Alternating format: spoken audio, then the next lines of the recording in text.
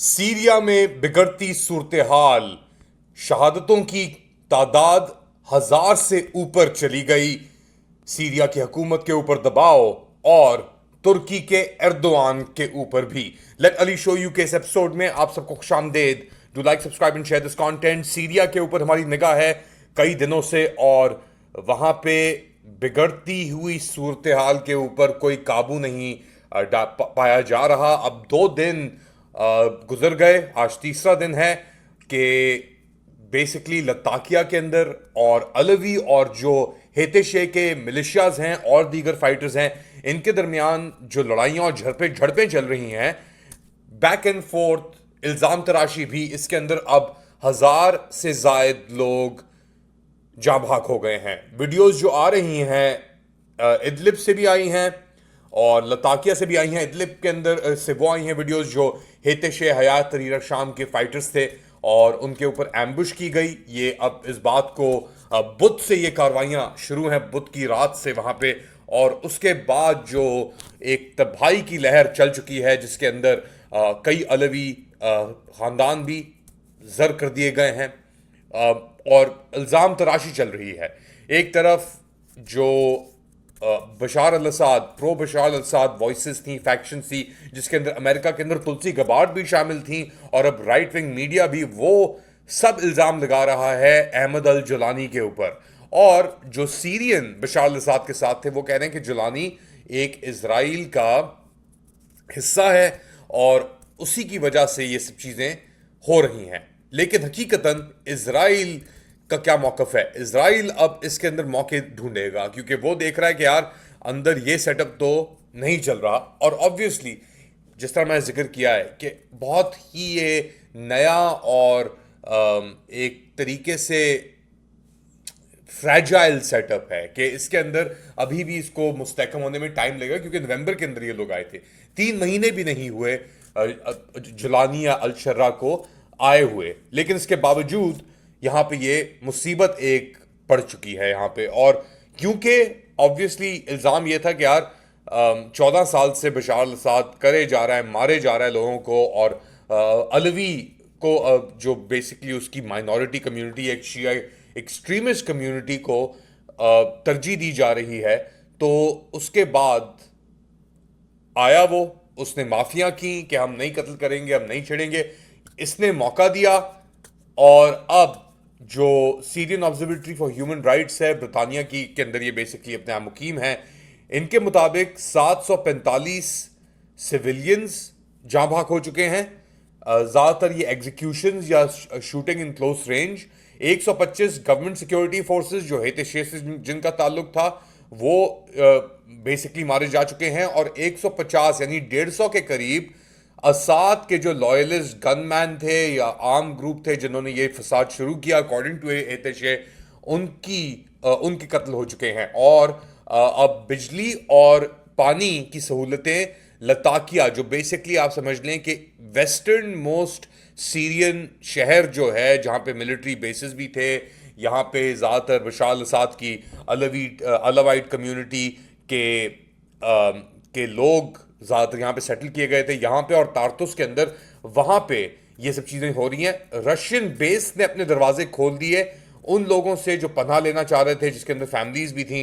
और basically insurgent sales ने कौन से एरियाज के अंदर अटैक किया? ये किया तारतुस के अंदर, जबले के अंदर, लताकिया के अंदर। हेतेशे की या जो इंटरिम हुकूमत है उनकी पोजीशंस को इन्होंने एम्बुश किया। और जिस तरह मैंने जिक्र किया, ये बुध की रात और जुमेरात की सुबह को ये चीज़ शुरू हुई, और सबसे बड़ी एस्केलेशन थी ये हेतेशे की हुकूमत के लिए और अहमद अल शर्रा के लिए इन 3 माह के अंदर, जब से उन्होंने काबू संभाला और बेसिकली जो बशार अल असाद के फोर्सेस थे उन्हें पुश किया। अब ये बैक एंड फोर्थ इंतकामी, इसके अंदर कत्ल भी बहुत थे, और ये नहीं पता लग रहा कि किसने कहाँ से ये चीज़ शुरू की और कहाँ ये जाके चीज़ रुकी, क्योंकि एम्बुश हुआ और उसके बाद जुमेरात को एम्बुश किए बशार अल असाद के लोगों ने, और जुमे के दिन जो हेतेशे के साथ मुलविस मिलिशियास थे और दीगर ग्रुप्स हैं जिस ज़्यादातर सुन्नी अक्सरियत के हैं, उन्होंने फिर रिवेंज किलिंग्स, टारगेटिंग, बदले के जो निशाने थे वो लेना शुरू किए।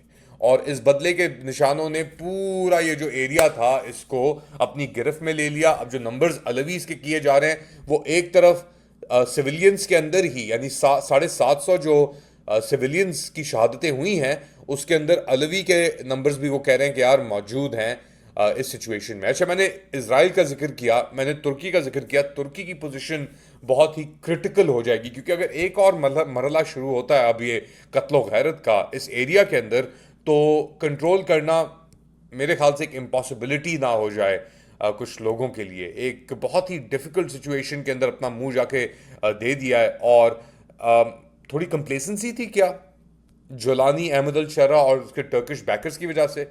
इसराइल का इसके अंदर क्या गेम था, वो क्या करना चाह रहे हैं? क्योंकि हमने देखा पिछले महीने डेढ़ के अंदर उन्होंने अपनी पोजीशन को नेत्रा और दीगर और एरियाज के अंदर साउथ के अंदर इंक्रीज की, उसको उसमें इजाफा लेके आए वो लोग।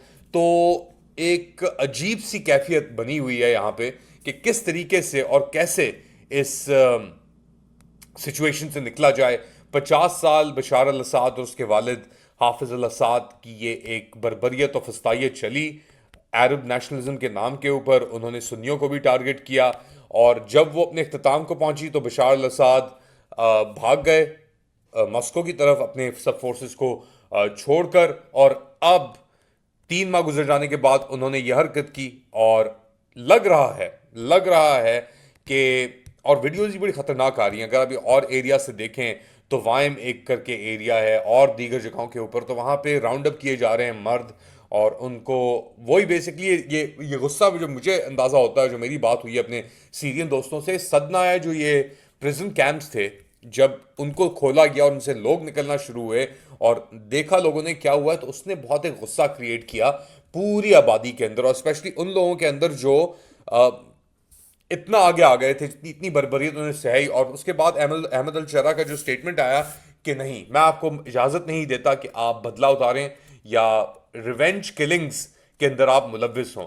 तो जब अहमद अल शरा ने आके इस चीज़ को रोका या रोकने की वो किया, तो फिर उसने एक स्पेस दे दी बशार अल असद के लोगों को और एक रिजेंटमेंट पैदा कर दी अहमद अल शरा या अल जुलानी के हेतेशे रैंक्स के अंदर।